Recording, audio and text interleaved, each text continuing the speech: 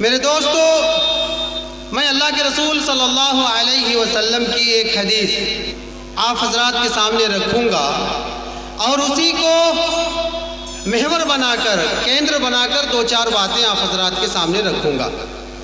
अल्लाह के रसूल सल्लल्लाहु अलैहि वसल्लम ने एक हदीस में फरमाया है, अरबाउन इज़ा कुन्ना फीका फला अलैका मा फातका मिनद दुनिया।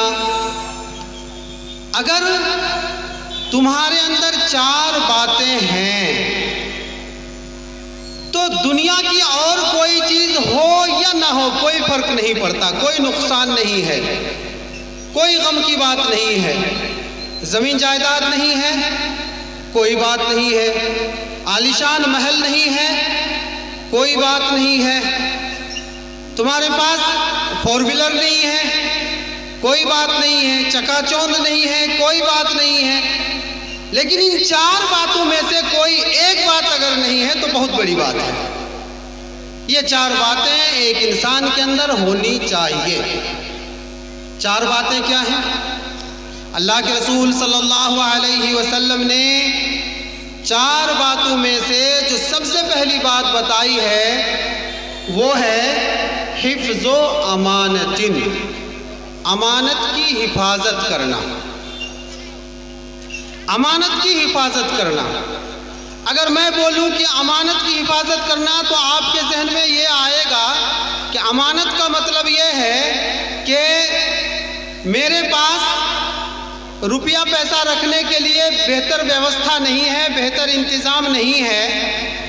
1 लाख रुपए है, 50,000 रुपये है और मैंने मौलाना अब्दुल मालिक साहब के पास बैंक में अकाउंट है, घर में भी बेहतरीन व्यवस्था है, पुख्ता मकान है। उनसे कहा कि भाई मेरे ये 50,000 रुपया आप रखिए और ज़रूरत पड़ेगी तो मैं ले लूँगा। तो हम लोग इसी को बोलते हैं अमानत। मैंने उनके पास अमानत रखी और अमानत रखने की उनकी ये जिम्मेदारी है कि वो गिरह बांध कर रखें। अगर मैंने उनको खर्च करने के लिए इजाज़त दी है तब तो वो खर्च कर सकते हैं, अपने काम में लगा सकते हैं और मेरी ज़रूरत पड़ेगी तो उनको दे देना पड़ेगा। लेकिन अगर मैंने खर्च करने की इजाज़त नहीं दी है तो उनकी जिम्मेदारी है कि गिरह बांध के रखें और जैसा मैंने दिया है वैसा ही वापस करें। जो नोट दिए हैं वही नोट आने चाहिए अगर मैंने खर्च करने की इजाज़त नहीं दी है तब। लेकिन अमानत सिर्फ इतनी ही नहीं है मेरे दोस्तों, अमानत एक बहुत बड़ा लफ्ज़ है और इसके बहुत सारे माने हैं, बहुत सारी चीज़ें इसमें शामिल हैं। कुरान में अल्लाह तबारक व तआला ने इस शरीयत को भी अमानत कहा है। इन्ना अरज़नल अमानता अलस्समावाति वल जिबाली।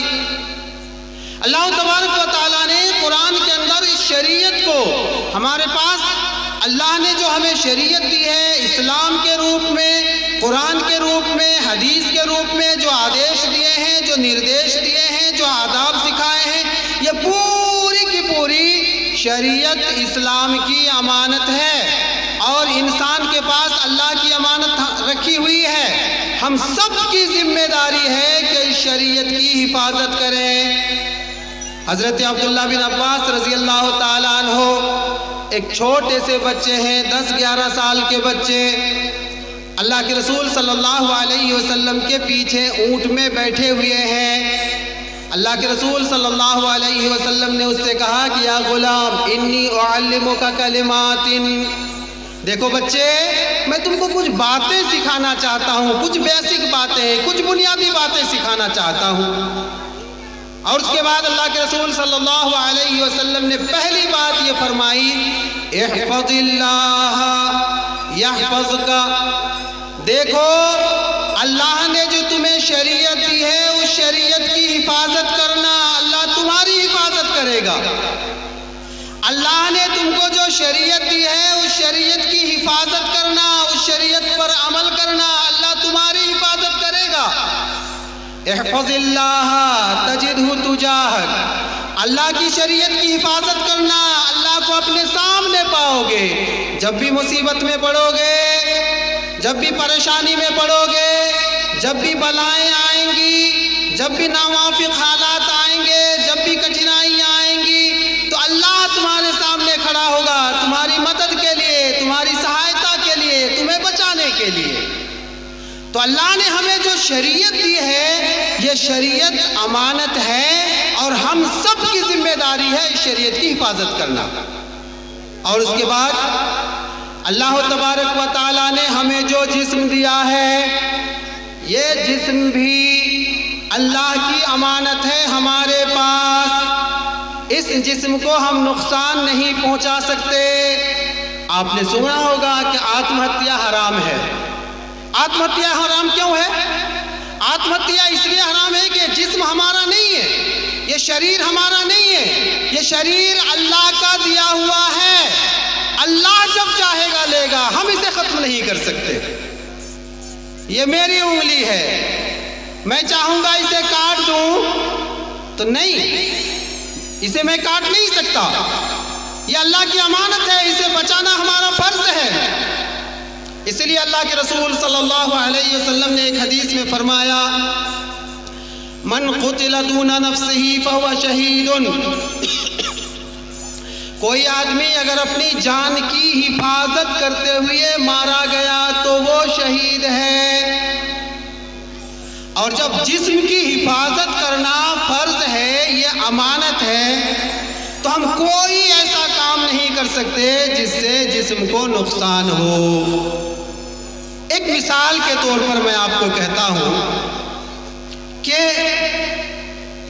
ये छोटा सा गांव है, 70-80 घर का गांव है। क्या नाम है इसका? बाबुआन बाड़ी। 70-80 घर का गांव होगा। हमको लगता है कि 2-4 दुकान भी है इस गांव में, कम से कम 2-4 किराना दुकान तो हो गई ही। 2-4 किराना दुकान में अगर आप महीने भर का अंदाजा लगाएं, एक सर्वे करें कि महीना भर में तंबाकू आइटम कितना बिकता है,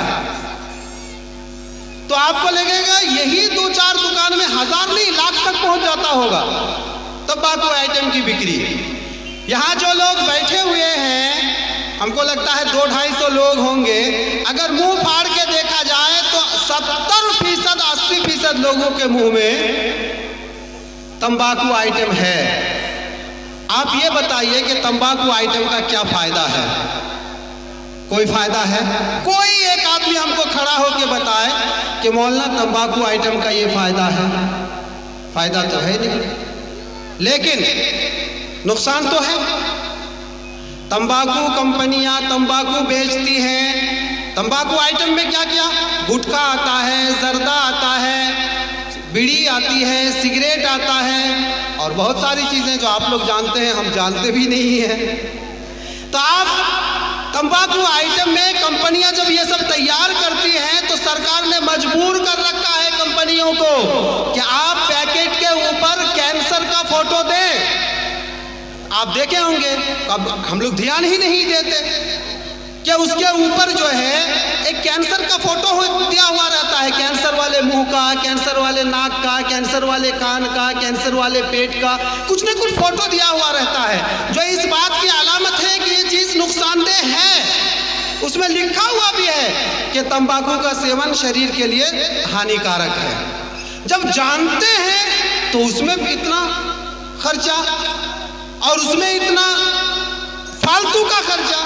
और जबकि मैं आगे बताऊंगा कि अल्लाह तबारक व तआला ने हमें जो धन दिया है, हमें जो दौलत दी है, हमें जो संपत्ति दी है, हमें जो रुपया पैसा दिया है, वो भी अल्लाह की अमानत है। उसका भी इस्तेमाल सही जगह पे करना है। अगर हमने उसका इस्तेमाल सही जगह पे नहीं किया, गलत जगह पे किया, तो हमें उसका जवाब देना पड़ेगा। अल्लाह के रसूल सल्लल्लाहु अलैहि वसल्लम ने एक हदीस के अंदर फरमाया है कि क़यामत के दिन अल्लाह के सामने जब बंदा खड़ा होगा तो बंदे के कदम उस वक्त तक हिल नहीं सकेंगे जब तक बंदा 4 बातों का जवाब ना दे दे। उनमें से एक बात है कि अल्लाह ने जो ये जिस्म दिया तो इससे हमने कहाँ लगाया, और दूसरी बात है कि अल्लाह तबारक व तआला ने हमें जो धन दिया, हमें जो दौलत दी, हमें जो रुपया पैसा दिया, वो हमने कहाँ से कमाया और कहाँ खर्च किया। मैं अक्सर बोलता हूँ मेरे दोस्तों, जहाँ भी जाता हूँ बोलता हूँ कि एक समय था कि ये शेषावादी समाज बहुत गरीब था, बहुत मोहताज था, बहुत कंगाल था, बहुत कल्लाश था, बहुत कुछ झेला है इस समाज ने। ये तो बासी भात खाने वाले लोग हैं, प्याज के साथ और हरी मिर्च के साथ। एक टाइम दोपहर को चावल खाने मिलता था, रात को खाना नसीब नहीं होता था। सुबह क्या खाए नहीं खाए बीत जाता था। बहुत मेहनत करके ये समाज आगे बढ़ा है, बहुत कष्ट उठाया है इस समाज ने, लेकिन आज इस समाज के पास पैसा आ गया है, अच्छे अच्छे घर बन रहे हैं, 4 व्हीलर आ रहे हैं, जमीन जगह है, ट्रैक्टर है, हर घर पे मोटरसाइकिल है, सब कुछ है। पैसा खर्च करने का शऊर नहीं आया है। पैसा आ गया है, लेकिन पैसा खर्च कहाँ होना चाहिए, इस बात का शऊर हमारे समाज के अंदर नहीं आया है। बहुत खेदजनक है, बहुत अफसोसनाक है। वो मजहब जिसने कहा हो कि इन्ना अव्वल मा खलक़हुल्लाहु अल क़लम, अल्लाह ताला ने सबसे पहले जिस चीज को पैदा किया वो कलम है, और अल्लाह ने अपनी किसी भी सृष्टि से जो सबसे पहली बात कही वो उक्तुब है, लिखो। और अल्लाह ने कुरान का जो सबसे पहला लफ्ज उतारा वो था इक़रा, पढ़ो। तो जिस मजहब का, जिस समाज का मूल चीज कलम है, मूल चीज लिखना है, मूल चीज पढ़ना है, आज वो समाज कलम से दूर हो चुका है, लिखने से दूर हो चुका है, पढ़ने से दूर हो चुका है। दिल पे हाथ रख के बोलिए, यहाँ जो लोग बैठे हुए हैं बहुत समझदार लोग हैं, बहुत होशियार लोग हैं, बहुत बाशऊर लोग हैं। हर आदमी ये समझे कि आपके लिए बात हो रही है, दूसरे के लिए नहीं। दिल पे हाथ रख के बोलिए कि आप जो पैसा कमाते हैं उसका कितना हिस्सा तालीम पे जाता है, शिक्षा पे जाता है। हर आदमी दिल पे हाथ रख के सोचिए कि आप जो पैसा कमाते हैं उसमें से कितना पैसा तालीम पे जाता है, शिक्षा पे जाता है। हम तो देखते हैं, घर के बाजू में हटिया है, हम लोग शाम को जाते हैं सब्जी खरीदने के लिए, मछली पट्टी में घुसते हैं और हम देखते हैं अच्छी अच्छी मछलियाँ, बड़ी बड़ी सवारी सब आती हैं। हम लोग खड़े होकर देखते रहते हैं, सोचते हैं कि 300 रुपया किलो सवारी की मछली है, 1 किलो लेंगे तो 300 रुपया। कल हो के हमको 4000 रुपये एक बच्चे की फी देनी है महीने की। 10 बार जहन में ये बात आती है, लेकिन हम देखते हैं कि जो हमारे भाई 300 रुपया दिन कमाते हैं, 400 रुपया दिन कमाते हैं, 300-400 रुपया कमा के आए हैं और 300 रुपये का की मछली वो आराम से खरीदते हैं। जरा भी कष्ट नहीं होता, जरा भी तकलीफ नहीं होती, जरा भी परेशानी नहीं है। इस नजरिए को बदलने की जरूरत है। खाइए पीजिए लेकिन ताकत के मुताबिक। कुलू वशरबू वला तुसरिफू, खाओ पियो लेकिन फजूल खर्ची मत करो। फजूल खर्ची का तो क्या कहना, हमारा यही समाज, हमारा यही शेषावादी समाज जिसमें कितनी सादगी के साथ निकाह हो जाता था। 2 बैलगाड़ी लेके जाते थे, एक गाड़ी में 3-4 आदमी बैठ गए।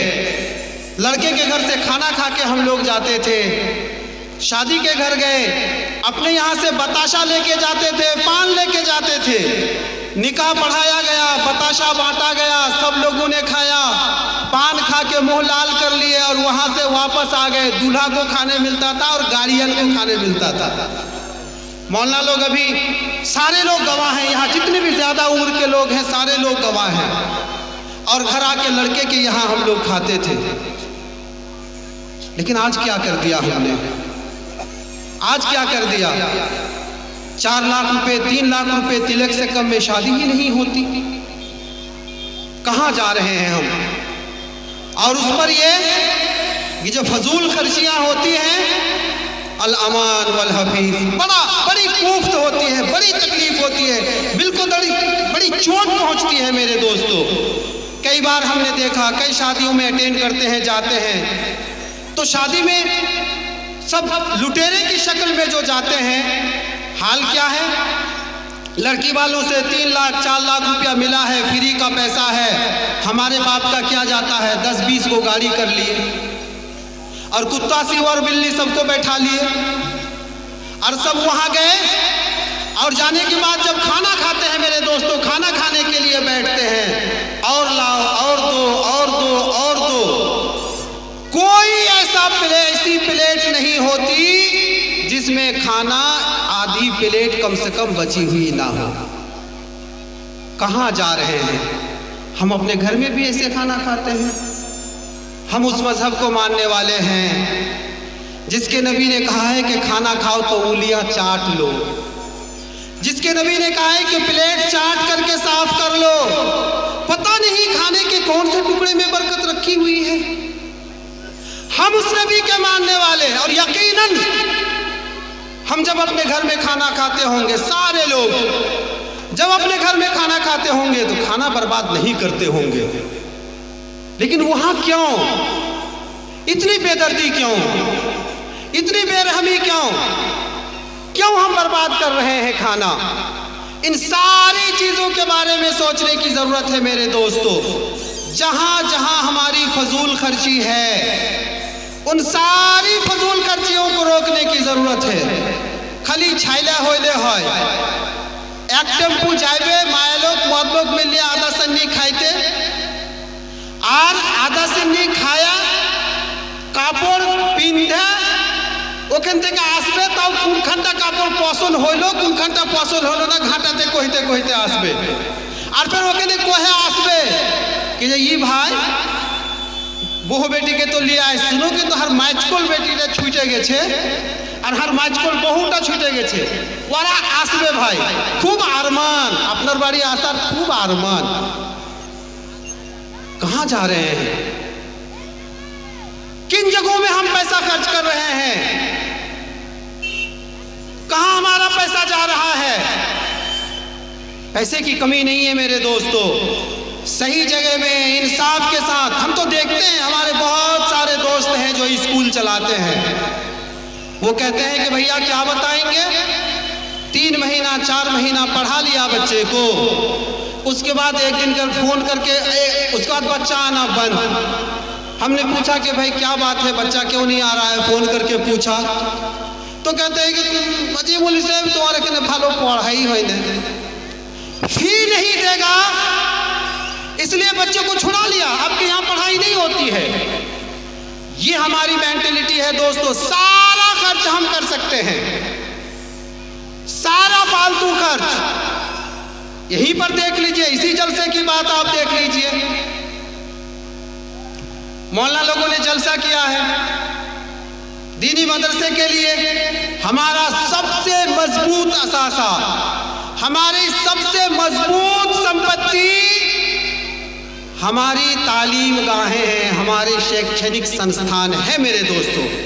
1857 के बाद, मैं अक्सर बोला करता हूँ, 1857 के बाद जब भारत के मुसलमानों ने ये देखा अंग्रेजों के हाथों से अब बच नहीं सकेंगे, बहुत बड़ी तादाद में मुस्लिम उलमा शहीद किए गए, मारे गए, कूटे गए, संपत्तियां जब्त हुई, तो उस वक्त मुसलमानों ने सोचा था कि ऐसे काम नहीं चलेगा, तालीम आम करो, अपने बच्चों को पढ़ाओ।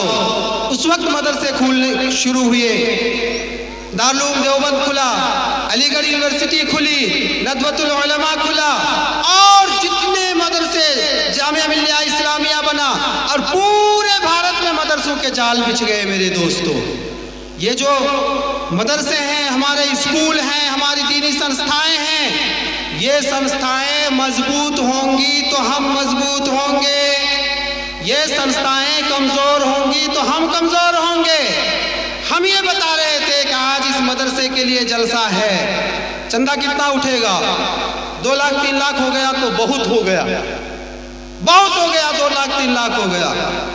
लेकिन आप जानते हैं कि इस छोटे से जलसे के बहाने आज शेषावादी समाज का कितना पैसा जाएगा जेब से। इस छोटे से जलसे के बहाने शेषावादी समाज का जेब से कितना पैसा जाएगा? कम से कम 15 लाख। ये जो मेला लगा हुआ है, पैसा किसका जा रहा है? ये जो हर घर में हम लोग मेहमान आ जा रहे हैं, पैसा किसका जा रहा है? समाज ही का पैसा जा रहा है। उसका क्या फायदा? अगर 2 लाख रुपया यहाँ आएगा तो वही फायदे का है। हम लोग बाल बच्चों को घर से लाते हैं, मौलवी साहब आदमी हैं, मास्टर साहब आदमी हैं, समाज के पढ़े लिखे आदमी हैं, मंडल भाई हैं, बच्चों को हाथ पकड़ के साथ में लाएं। सब बच्चे के हाथ में 100 रुपये दिए, 5 बच्चे के हाथ में 500 रुपये दिए, मेला घूम लो, एक बार भी नहीं अखड़ेगा। लेकिन यहां 500 रुपये नहीं दे सकते, वो अखड़ जाएगा, 500 रुपया दे देंगे। इस मेंटेलिटी को बदलने की जरूरत है मेरे दोस्तों। अल्लाह के रसूल सल्लल्लाहु अलैहि वसल्लम ने एक हदीस में कहा है, अल मुमिनुल क़विय्यु खैरुन व अहब्बु इलल्लाहि मिनल मुमिनिज़ ज़ईफ़। एक ताकतवर मुसलमान अल्लाह की नज़र में एक कमज़ोर मुसलमान से ज़्यादा बेहतर है, ज़्यादा प्यारा है। और ताकतवर मतलब ताकतवर, स्वास्थ्य के एतबार से ताकतवर, दिमाग के एतबार से ताकतवर, इल्म के एतबार से ताकतवर, ईमान के एतबार से ताकतवर, अमल के एतबार से ताकतवर, बुद्धि के एतबार से ताकतवर, सोच समझ के एतबार से ताकतवर, माल दौलत के एतबार से, हर एतबार से ताकतवर। ताकतवर का मतलब ताकतवर। और फिर अल्लाह के रसूल सल्लल्लाहु अलैहि वसल्लम ने आगे बताया कि ताकत आएगी कैसे, शक्ति आएगी कैसे, सामर्थ्य आएगी कैसे। तो अल्लाह के रसूल सल्लल्लाहु अलैहि वसल्लम ने 2-3 बातें बताई हैं।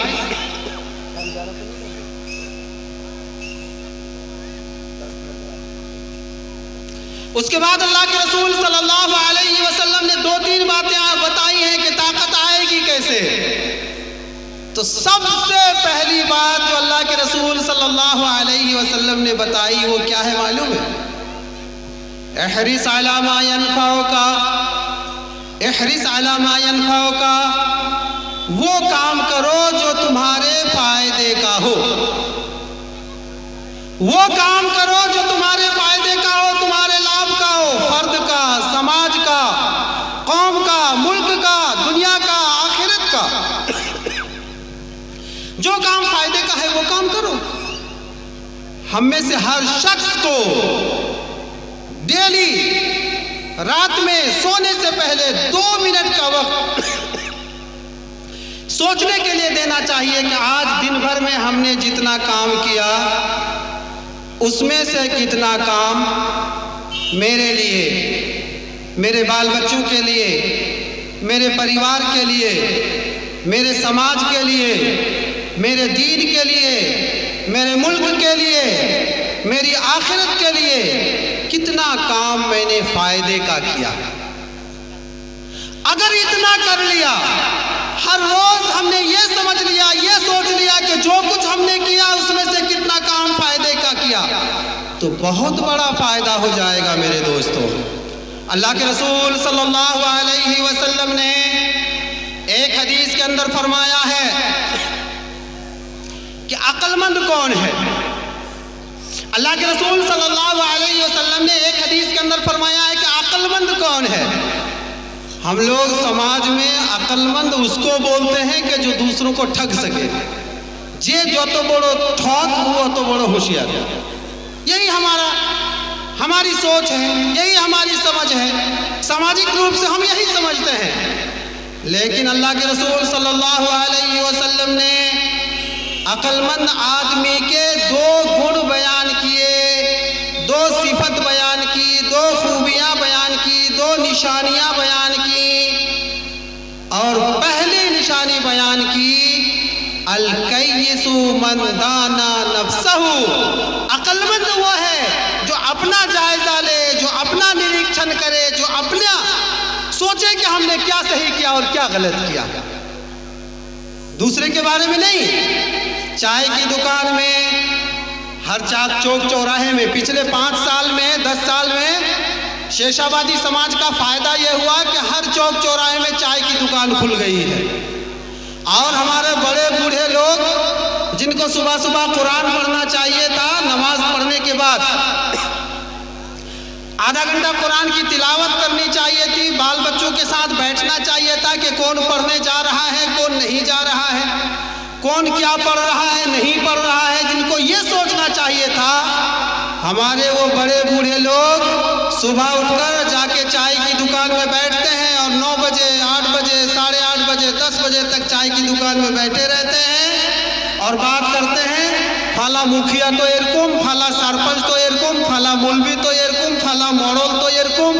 दुनिया जहान की बातें सिर्फ और सिर्फ गीबत, अपने बारे में सोचने के लिए 1 मिनट की भी फुर्सत किसी के पास नहीं है।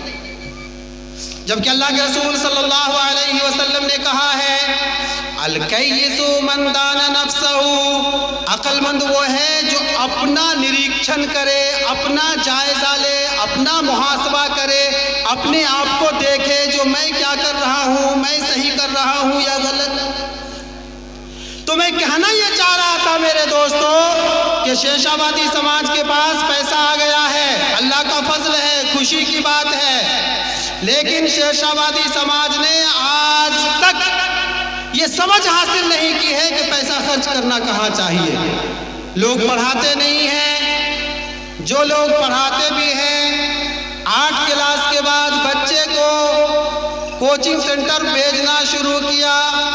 8 क्लास से पहले बच्चा घर का काम कर रहा है, खेती कर रहा है, भैंस चरा रहा है, कुछ भी कर रहा है, मजदूरी कर रहा है। 8 क्लास तक पहुंचा तो मैट्रिक का एग्जाम देना है, तो 8 से कोई 9 क्लास से जाके पढ़ना शुरू किया, जैसे तैसे घिस पिट के मैट्रिक किया। उसके बाद कहीं किसी कॉलेज में या हायर सेकेंडरी स्कूल में नाम लिखा दिया और घिस पिट के मैट्रिक कर लिया, इंटर कर लिया।